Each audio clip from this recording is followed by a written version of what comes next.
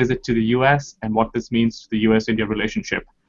I have with me three outstanding guests: Richard Fontaine from the Center for New American Security, Nitin Pai of the Takshashila Institution, and Adam Roberts from The Economist. So I won't waste your time with introductions. You have their bios online. So let me just launch into this with the first question. And this is to you, Richard. You just came out with a policy brief which was titled Seizing the Modi Moment. Could you talk a little bit about what's significant about this visit from a U.S. foreign policy perspective? Sure. Well, thanks for having us, Saad. Prime Minister Modi comes to Washington at a time when the U.S.-India relationship has really stagnated over the past couple of years. If you look back to 2010, when President Obama had a very successful trip to India and endorsed India's permanent membership in the UN Security Council and took a number of policy steps to try to push the relationship forward, it feels like the momentum of those days has started to fall away. From an American perspective, I think there's a lot of consensus about the important role that India plays in U.S. strategy in the Indo-Pacific region with respect to China, to maritime security, to economic relations, and so forth. But particularly with the waning years of the Congress government, there had been a sense that things just weren't moving on the Indian side. From the American side, there was a sense that there was inattention at the highest levels to the importance of India and pushing the relationship forward. And there were some divisions over particular issue areas such as Afghanistan and the United States' desire to draw down to zero there. So Modi's visit won't sort of wipe the slate entirely clean, but it does represent an opportunity for the leaders to articulate the case again for why the United States and India should have a close partnership and turn the page to some degree toward sketching out an agenda of bilateral cooperation in specific issue areas like on defense, on some of the economic issues, and so forth. So there's an energy that comes along with Prime Minister Modi's visit, as we're already seeing as he touches down in New York today and will address Madison Square Garden. And so I think reaping the benefits of that re-energizing of the relationship is something that American officials will seek to do. Sure. Nitin, where do you think this fits in for Modi? So you've had this high-profile visit to Japan.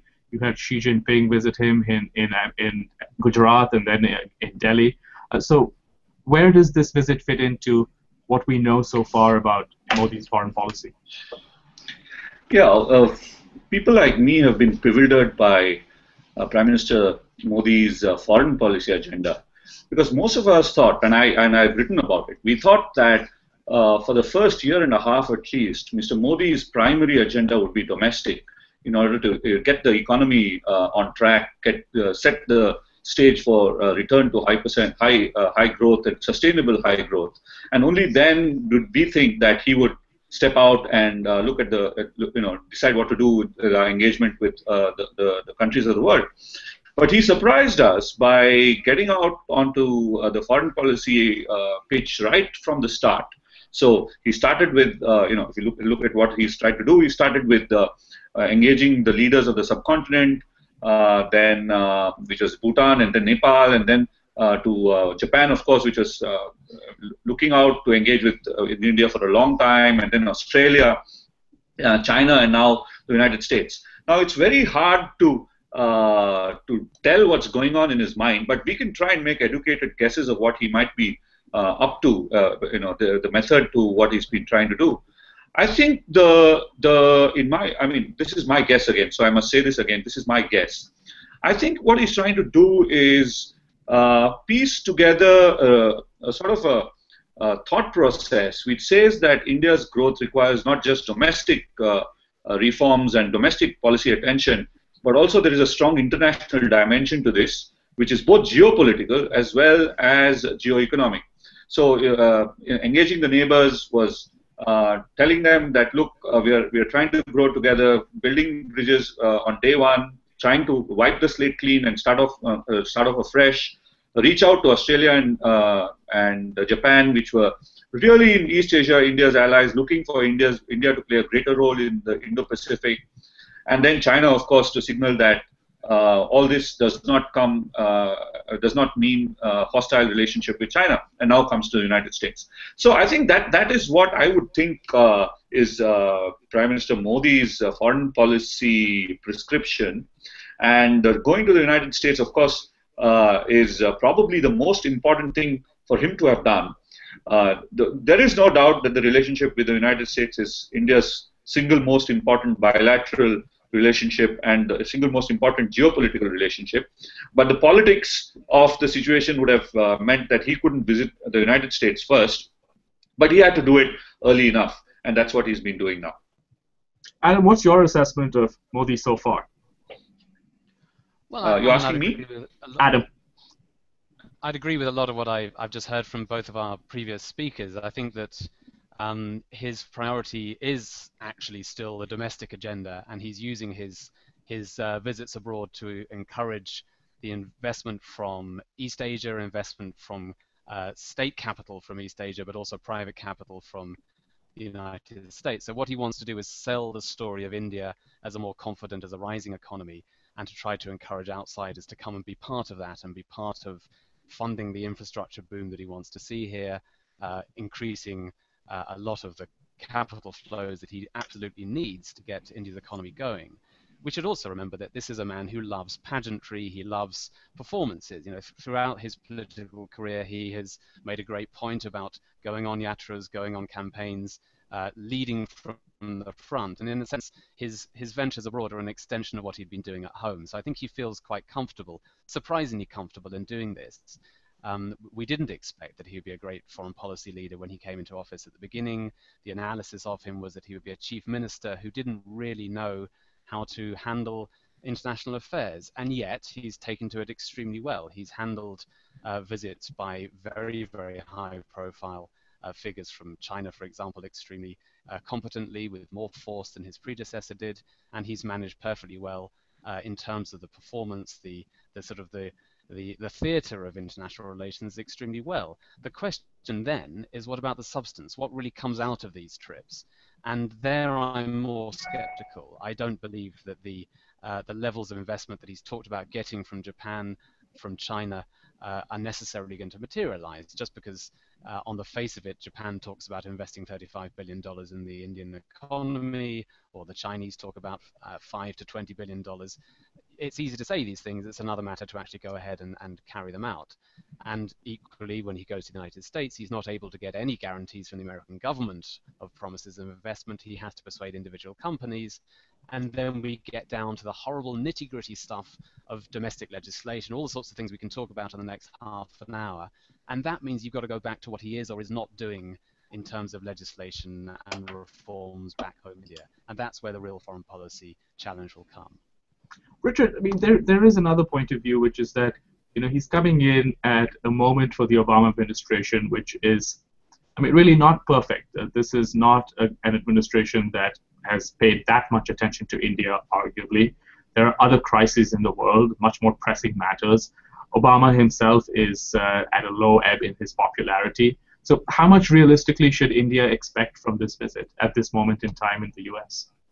I think there's sort of two levels to think about it. The first is the immediate deliverables that will come out of the visit, and I don't think anyone expects there to be truly great deliverables that will come out. I think there'll be some agreements on memorandums of understanding in certain areas and so forth, but we're very unlikely to see, you know, a huge economic agreement that comes out of this, or a major defense agreement, or something like this. So, so the actual stuff of the visit is likely to be fairly modest. The question, but the longer question is, does this set a new trajectory for U.S.-India relations? I think it's an opportunity, but it's one that is presented, and the Obama administration has to seize this, because, I mean, they are even more distracted by events, particularly events in the Middle East, than they have been before, and there has not been a great amount of attention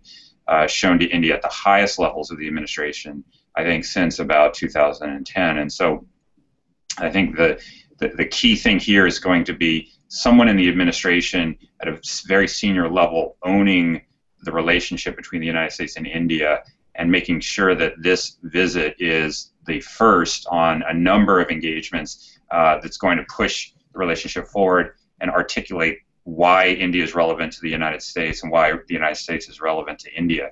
Now, whether that will happen, I think, remains to be seen because, as anybody can see from reading the newspaper, the administration is faced with ISIS and Iraq and Syria and China and Iran and many other issues that are consuming policymaker time and attention. Well, then, if you another follow-up on that, if we're not expecting solid deliverables, what's the basis for us to judge this as either a success or a failure? I think there's first the optics and the sort of overall diplomacy of this. I mean, we should recall that Prime Minister Modi, when he was Chief Minister, Modi was denied entry to the United States, and his engagement with U.S. officials was essentially nil. I mean, it was only this year when it looked like the BJP was going to win the elections that the U.S. ambassador actually met with Prime Minister Modi for the first time. He's brought in a completely new team with him, and so part of this is the basic relationship building between leadership that needs to go on between countries. And then there's whether the leaders can truly articulate the strategic case for a deepened partnership, or whether you'll only hear the kinds of things that tend to go in every statement. The relations between the world's oldest democracy and the world's biggest democracy should be good. We're natural allies. These are nice things to say, but I think they need to go one step further and actually talk about the real reasons why there should be a deepened partnership. And then it should be evaluated about whether this sets the stage for progress in areas down the line, or whether this is kind of a one-off, optically satisfying but substantively feeble kind of effort, and that's what I would judge it by. I mean, Nitin, to come back to something that Adam talked about, central to this really is what is Modi doing domestically in terms of economic reform? Do you think he's doing enough to have made India attractive again? No, clearly not. There's a lot to go. A lot of programs we've seen are either adding efficiency to existing government programs or trying to roll off new government programs and projects.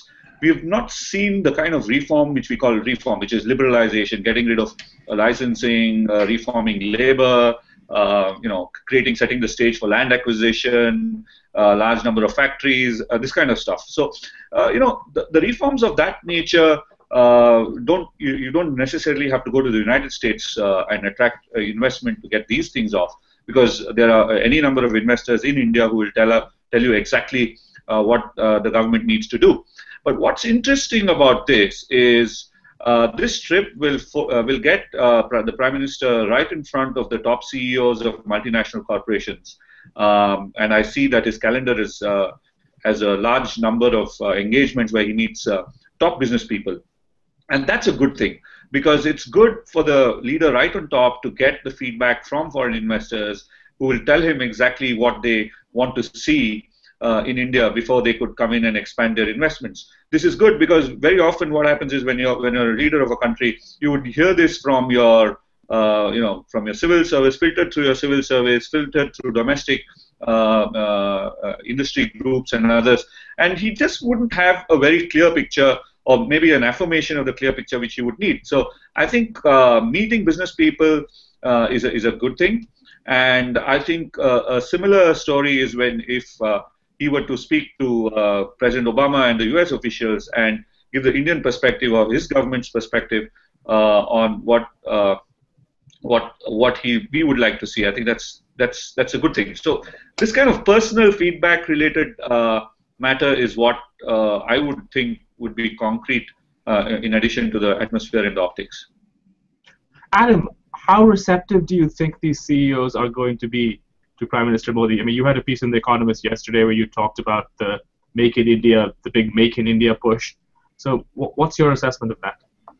Well, that was a fascinating event because the language used at this big launch in Delhi by Mr. Modi and a whole host of ministers was to say, we want India to be a place for development, we want it to be a place where it's easy to do business, where we get rid of this lovely phrase, red tapeism in India, to get rid of bureaucracy, end corruption, really make it a much more positive environment for businessmen to come in. Now, the crucial thing here is, of course, Indian investment as much as foreign investment. If you get the conditions right for the Indian investors, then the foreigners can come in too. And so it was interesting to see the language then used by the real very, very top of India's business elite. So the Mukesh Ambanis, the heads of Tata, Reliance, all the big firms. Now, they on the face of it are extremely enthusiastic about the campaign to make in India, the campaign to open up India to much more investment, domestic and foreign. But if you look at what they're actually doing, it doesn't yet tell a dramatically different story from previous years. They don't yet trust that the reforms are big enough and strong enough to be really piling into India as a very, very high growth economy. Now, if they don't do it, I'll be slightly skeptical that American firms would come in. And if you want to just pick one example of a sector that is difficult, we did have great expectations when Modi was elected that the defense sector would be liberalized. It was indeed liberalized for foreign investment up to 49%, but not beyond 49%. And until investors have a sense that they can actually have control of their investments, I don't think we're going to see a very, very large step change in the degree of outside defense firms coming into India and doing something really substantially different to what they're doing today. I'd like to take that to Richard. How important is that component to the broader US-India relationship? I think it's very important. Part of the underlying strategic rationale for the US-India relationship is that a strong India that can project national power is in the interest of the United States, because it helps ensure that China is rising in a region in which the democratic powers are also strong, and at the end, and that India can play a greater role in as a security provider in the Indo-Pacific region, and so forth. And so the more the defense sector is open to foreign investment, to joint production, and so forth, the easier it is for India and the United States to work together in the security field.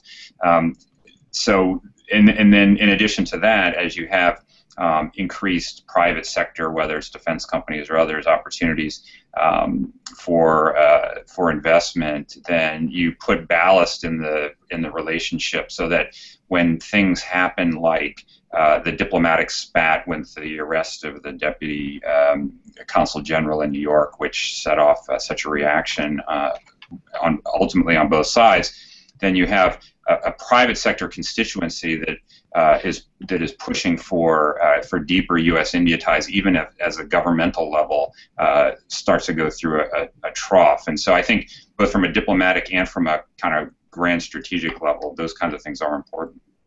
Nitin, you've written a lot about defense manufacturing. Where are we headed in terms of the U.S.-India defense relationship in your assessment? I think, yeah, the raising of the FDI caps in defense was a positive move. It's a first step. People like me have been arguing for 100% FDI in defense, but I think that will take some time to come. But I think starting off, this is at least the step is in the right direction. There is no doubt that India has to move towards a greater defense procurement from the United States, and I say this very simply because it is in India's interest to buy military equipment from partners which has with whom it has a large amount of trade, and the trade is in diverse sectors. So it's good to buy defense equipment from such partners, and clearly India's defense modernization requires short-term procurement from the United States and longer-term technology partnerships in order to for us to build the kind of military force that we need. And this is not necessarily in high-tech military hardware like fighter planes and big ships, but it's also in the kind of things which you require to protect your armed forces, better infantry equipment, safety equipment, mobility, and so forth. information systems and so forth. So I do think that the Modi government taking power itself will have a salutary effect on bringing us closer to the United States in terms of the defense relationship, because the last few years were really a missed opportunity where the defense minister and the government were paralyzed into doing anything. So doing anything now, and I think the government of, the Modi government is going to do something more than what the previous government did. So I think I'm positive about this, but I'm cautious because the haste which will have to be made have to be made slowly in order not to get trapped in the usual kind of scandals which arise from the complexity of our procurement system and the systems in place in where you have to sort of bypass the procurement system in a legal way. So there are several minefields out there in terms of defense procurements, and we don't want the Modi government to be tripping into any of these minefields inadvertently in a rush to build a better relationship with the US. So the United States also has to realize this. It's not something which is not happening for the lack of will. It is happening because there is a very complex procurement structure, very complex procurement philosophy, a very strong political economy around buying military hardware, and the Modi government will have to proceed very nimbly in order to make any progress. Let's take a question from the Hangout. There's a question from Edward Luce from the FT. I presume it's the same Edward Luce, and let me throw that to Richard. He says, the Bush administration was very cozy with Manmohan Singh. Will Modi find his President Bush in President Obama? It's a good question, and it remains to be seen, but I am fairly skeptical. I think that President Bush really was invested in India over the long run, and India represented, I think, for the Clinton administration and for the Bush administration, and to some degree for the Obama administration, kind of a rarity in U.S. foreign policy, a long-term strategic bet on the successful outcome of the emergence of a great power like India, and that it would bring benefits through closer ties with the United States. I think Bush really had religion on that. And Obama episodically has said and done some of the right things on this, but I don't know that this is really going to galvanize his attention and his energies in a way that it did for Bush. So I would love to be proven wrong on this, but I'm somewhat skeptical. Anyone have a different view of this? Adam? Well, I think that there's a long-term trend in which relations are going to improve, and I don't think that the personal chemistry between the two current leaders are necessarily going to be fantastic. Somehow the character of Modi and the character of Obama seem to me to be very, very different, and unless it's the case that opposites attract, I don't believe they hit it off. On the other hand, I do think that the populations of India and the United States do hit it off extremely well. Every time there's a Pew poll or any public opinion poll in India, America comes out as incredibly well liked and trusted and supported, whereas the Chinese always come out as a great sort of threat and an enemy. So I think there's a sort of general sense that as the decades pass, you're going to have to really work very hard not to improve the relationship. There's a good chance that relations will get better. And it may well be that it won't be with this particular American president that we're going to see the sort of love that we saw 10 years ago, but there'll be more American presidents, there'll be more Indian prime ministers. Well, that's sort of, as we begin to wrap up, one of the things that's driving this closeness is, of course, the presence of a large Indian-American diaspora. And we're thinking that maybe about 20,000 people will be packing Madison Square Garden to come and watch Prime Minister Modi on Sunday. Nitin, what kind of role do you think the diaspora plays in the relationship? I think the first and most interesting thing, which is I think with all Indian diaspora, most countries, is that they are extremely successful and they're extremely positive in their contributions to the local economy and to the country they are part of. So you would see Indian Americans being very faithful and patriotic Americans and contributing to the U.S. economy, and there are many Indian Americans in the armed forces as well. And I think that sets a very positive image for an Indian in the minds of in the countries they are part of, and most importantly in the United States, because the diaspora is a very extremely successful diaspora.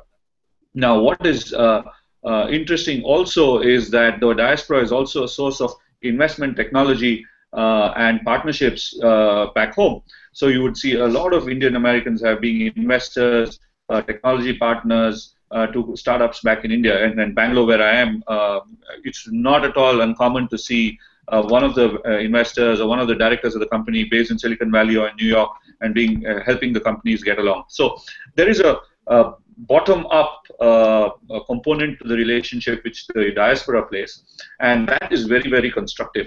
There is also the atmospheric and the drama of it. I mean, which you're going to see in Madison Square Garden when there's going to be a head of government addressing a rock concert full of Indian Americans. And Sadanand, I heard that you're going to be there as well. So, indeed. Yeah. So it's this kind of stuff which raises the interest of the ordinary people in the United States about India and what's happening out there. And to a large extent, it's good because it creates a positive, positive recall, positive brand India in the United States. And if that helps the substantive issues move along, then it's all so much the better. Well, on that note, I think we've run out of time. We just want to say thank you to all three of our panelists. Thank you, Nitin. Thank you, Adam. Thank you, Richard. And look forward to convening again sometime. Thanks very much. Thank you, Sadanand. Thank you. Thanks a lot. Thank you.